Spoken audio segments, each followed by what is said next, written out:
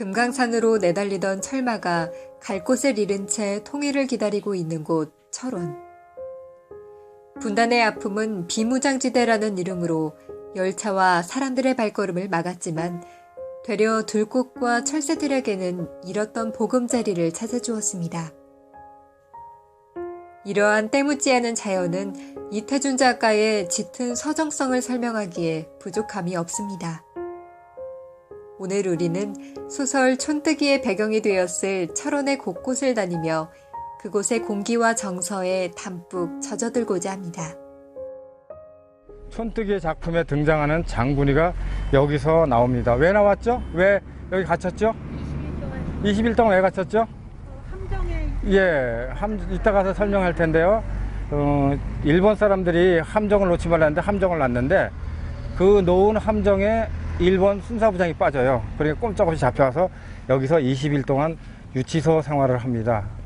유치소 생활을 하고 그 다음에 20일 있다 나오면서 작품의 이야기가 시작됩니다. 근데 장군이가 이제 20일 있다가 나오면 뭐 마중 나온 사람이 있어야 되는데 그런 사람들이 하나도 없습니다. 그러니까 이 사람은 혼자 사는 사람, 부인은 있는데 부인은 좀 더 똑똑한 사람이 아닌 것 같은 그런 느낌을 가지고 나오는데 작품 무대가 그 가을이라는 것을 알기 위해서 머루하고 달의 이야기들이 앞에 나옵니다. 그래갖고 나와서 이제 집으로 가야 되죠. 근데 우리가 이제 그 집을 이제 가는 건데 그 집을 가기 위해서 지금 돌아보세요. 뒤로. 이 길을 따라 천천히 움직이기 시작합니다. 그래서 경찰서를 나와서 터덜 오다가 여기서 사람들이 모여 있는 걸 보게 됩니다. 뭘 보냐면 사람들이 모여서 그 경매에 나온 물건 있죠. 그것들을 보고 있어요. 그래서 장군이가 그 경매 물건 하는 사람하고 그 관리하는 사원하고 말싸움을 합니다. 우리가 이 물건을 사더라도 나중에 세금 밀리면 또 뺏길 텐데 뭐하러 사느냐 이런 식으로 얘기를 합니다. 근데 여기에 나와 있는 경매 물건은 뭐냐면 때가 잔뜩 묻은 놋주걱, 그 다음에 놋그릇 이런 것들입니다. 원래 경매는 생활도구는 안 가져오잖아요. 그릇은 안 가져오는데 그런 그릇들을 다 가져올 정도로 당시에 조선 사람들이, 우리나라 사람들이 세금을 많이 밀려 있다는 걸 이야기하는 겁니다. 그리고 그 작가는 어떤 거냐면 고아로 살았다고 그랬잖아요. 고아로 살면서 그 밑바닥 생활에 보았던 사람들의 이야기를 작품 속에 담으려고 노력을 합니다. 작품에서 누굴 만나면 광생이 만나죠? 네. 광생이를 여기서 만나게 됩니다. 광생이가 조집으로 싼 그 뜬 숯을 이렇게 지고 비틀비틀 내려오는 곳이 여기입니다.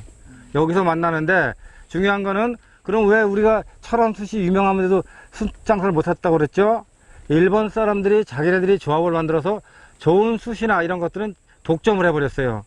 그리고 우리 사람들한테는 산에서 숯을 굽는 사람들한테는 뜬 숯이라고 화롯불에 갖다 놓은 숯, 그 다음에 아궁에서 꺼낸 숯만 팔게 했습니다. 그래서 그 숯을 지고 오면서 이 주인공 장군이하고 여기서 만나게 됩니다. 세 번째 장군에서.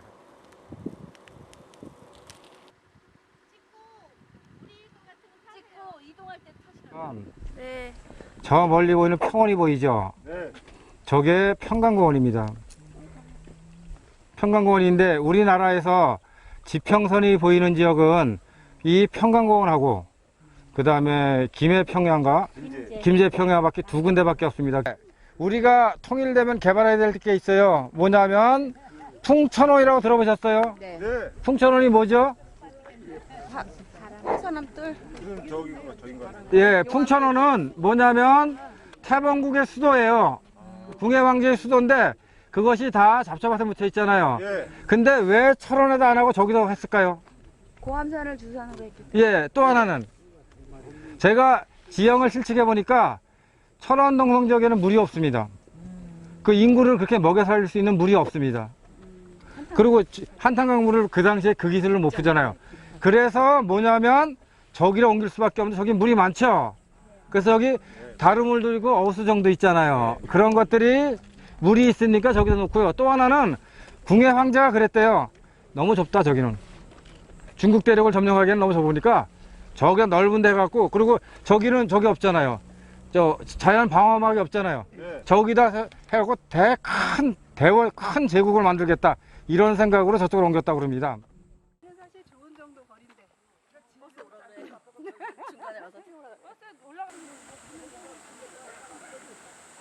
보이는 산 앞에 안악골은 안양골이라고 그러죠. 여기가 그 장군이가 이 길을 따라갑니다. 이 길을 따라가갖고 여기 올라서서 뒤에 보이는 산이 무슨 산이라고 그랬죠? 무슨 골이라고 그랬죠? 이 앞에 보이는 산 앞에 안악골은 안양골이라고 그러죠. 안양골인데 옛날에 안악굴이라고 불렀습니다. 99개의 골짜기가 있다고 그래서 안악골이라고 그랬는데 주인공 장군은 여기서 화전, 철원말로 부대기가 화전이고요. 화전을 하고 그 다음에 숯을 굽고 그 다음에 사냥을 해서 먹고 살았습니다. 근데 어느 날 와갖고 이 안악골 산 전체를 미쓰이 회사에서 샀다고 이제 우깁니다. 화전 짓지 마라. 그 다음에 숯은 조합을 만들어서 만들지 마라. 사냥은 하지 마라. 왜 사냥을 하지 말라고 그랬냐면 사냥을 하려면 총이 있잖아요. 총은 독립운동에 쓰이니까 그걸 금지시켜 버렸어요.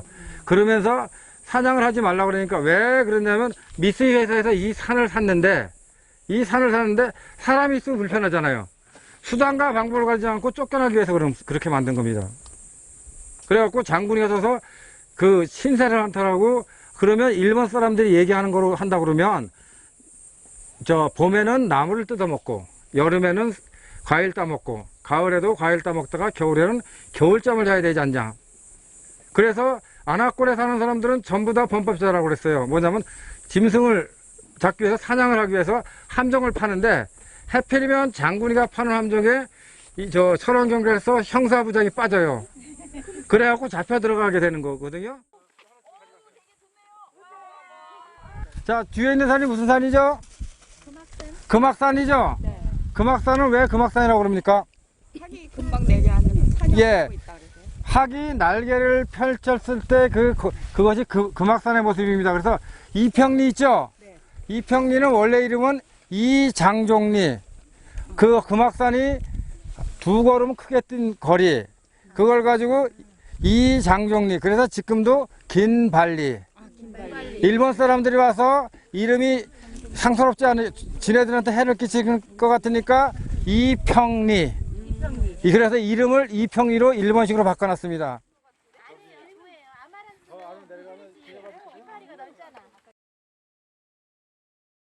장군이가 여기 와서 뭘 생각하냐면 물방앗간 생각을 해요. 왜 생각하냐면 화전도 못 해먹어, 숯도 못 해먹어.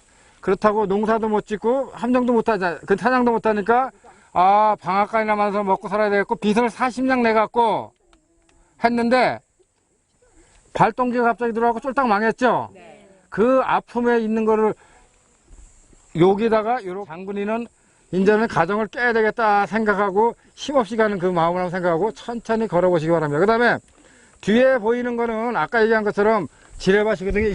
앞에 보이는 거 지뢰밭을 통과할 때 한번 보면 우리가 느끼는 겉으로 지는 거하고 다르니까 한번 지나가서 봅시다. 지뢰밭 가운데 길이 났습니다. 이 길을 따라서 작품의 주인공인 장군이가 집으로 가게 됩니다. 근데 이 길이 왜 중요하냐면 철원에는 분단의 정서가 남아있잖아요. 아까 탱크 저지선 있고요.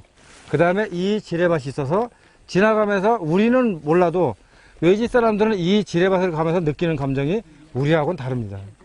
그러니까 이렇게 지뢰밭 가운데로 체험해 줄 수 있는 길이 있다는 것은 철원에는 어떠면 다른 건 몰라도 다른 사람들한테 상당히 좋은 또 자극적인 이미지 그런 느낌이 좀 느껴질 겁니다. 아까 그 작품 중에서 그 장군이가 냇가를 바라보고 돌을 던지게 나오거든요. 그게 이 자리입니다. 이 개울입니다. 그러니까 그 당시의 개울들이 그대로 남아있는 거예요. 작품 속에 있는 길들. 그러니까 이 지형은 하나도 안 변한 겁니다. 안 변하고 그대로 있고요. 그러니까 장군이가 여기서 앉아갖고 피라미드를 보고 놀리는 것 같아서 돌을 확 집어 던집니다. 근데 돌을 펑 던지고 돌을 던지는 거는 자기가 생각했던 결심이 이제는 끝이 났다는 얘기 표시입니다. 내가 이제 집안 살림을 파하고 부인은 집을 친정으로 보내고 자기는 돈 벌러 가겠다 이런 생각을 하기 위해서 하는 행동을 여기 개울에 있는 피라미드를 빌려서 자기 마음을 돌을 던지는 순간 결정이 됐다는 겁니다.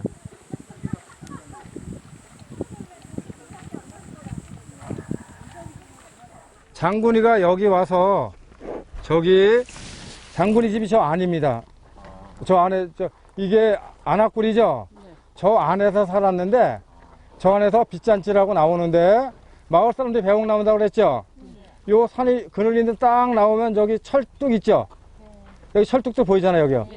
거기서 몇몇은 올라와 있고 몇몇은 밖에 있으면서 장군이 보고 잘 가라고 손을 흔들어 줍니다. 그래서 장군이 부부가 이 길을 따라서 천천히 올라옵니다. 그래서 여기 와서 쉬게 되는 겁니다. 그러니까 우리가 저기까지 갈 수 없잖아요. 문학길은 여기서 반환점이 되는 거예요. 저걸 해갖고 이렇게 와서 여기서 서서 이제 부인한테 그 왜 헤어지게 된 얘기들 하잖아요. 이태만 친정집에 가 있어. 그리고 자기는 돈을 벌어서 반드시 오겠다 얘기했잖아요. 그죠? 그래서 여기서 이별 현장이 벌어지는데 지금 이거 있는 데 있죠. 여기에 이쪽으로 저게 있었대요. 성황당이 있었대요. 성황당에 앉아서 이별을 합니다. 그럼 이별을 하고 당신은 가 있어라. 나는 돈을 벌어오겠다. 이렇게 얘기를 하죠. 그래서 두 부부가 일단 헤어져야 되죠. 헤어지는 자리가 어디냐면 여기서 담배 한 대 피고 서로 이야기하고 여자는 안 헤어지겠다고 그러는데 그냥 가라 그러고 이쪽으로 하면 철원으로 가죠. 자, 이렇게 갑니다. 이렇게. 자, 보세요. 부인은 이쪽으로 가고 남편은 이쪽으로 가면 철원으로 가는 길이잖아요. 예, 이 길이 갈라지는 길입니다. 그리고 슬픔의 거리죠. 그래갖고 이 길을 가면서 이 길로 가면 아까 월화리 쪽으로 나오죠. 뒤쪽으로. 기마로 가는데 십리를 더 앞질러 갈 수 있어요. 이쪽은 십리를 돌아가야 되니까. 그러니까 당신은 저쪽으로 가라. 그러니까 여자는 울면서 갈 거 아니에요.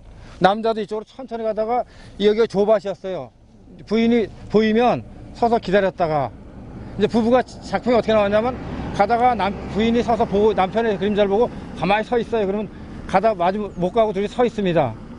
그러다가 움직이면 따라 움직이고. 근데 작품에 보면 이 폭이 올이라고 그랬죠. 올이라고 그랬거든요. 여기서 저기까지 올이 되겠죠. 올이가 돼. 그러니까 상화 선생님은 이 작품 무대에 직접 와서 현장을 직접 보고 얘기를 다 쓴 거예요.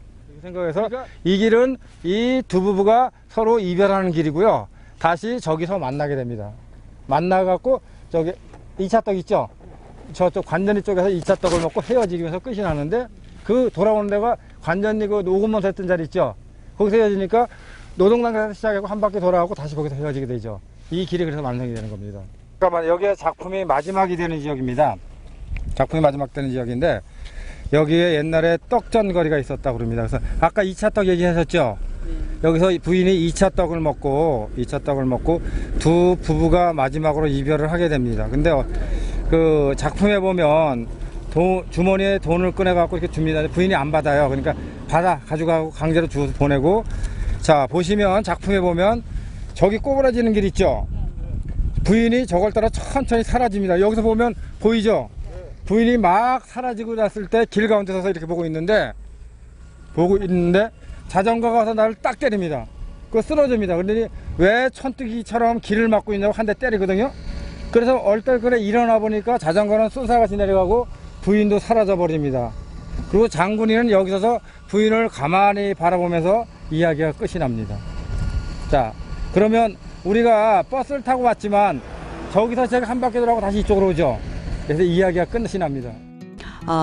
이태준 작가님에 대해서 많은 것을 모르고 있다가 그분이 월북했다는 그런 한 가지 면에 좀 철원에 대해서는 나쁜 이미지가 심어지지 않을까 하는 생각을 많이 했었는데 오늘 이렇게 이 현장의 길을 걸으면서 이태준 선생님의 그 작품이 어떻게 쓰여졌고 또 그분의 실삶이 그 작품을 통해서 표출됐다는 거에 대해서 철원에 한 대표를 할 수 있는 그런 작가 선생님이구나 하는 것을 많이 느꼈고요.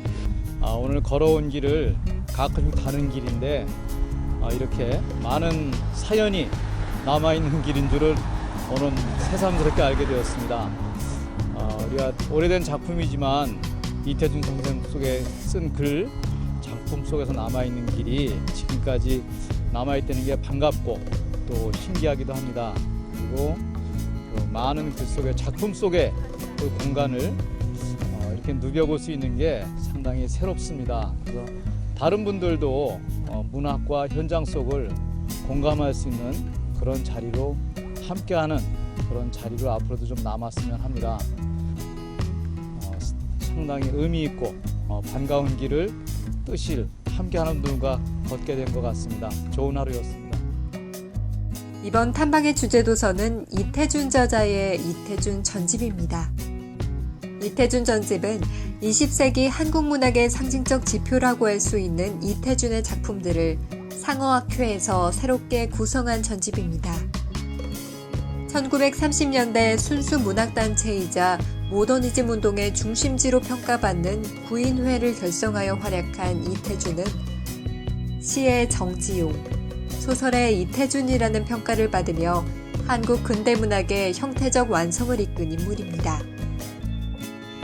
강원도 철원군 철원읍 금학로에 위치한 철원교육도서관은 1988년 개관 아래 7만여 권의 장서를 보유하고 있습니다.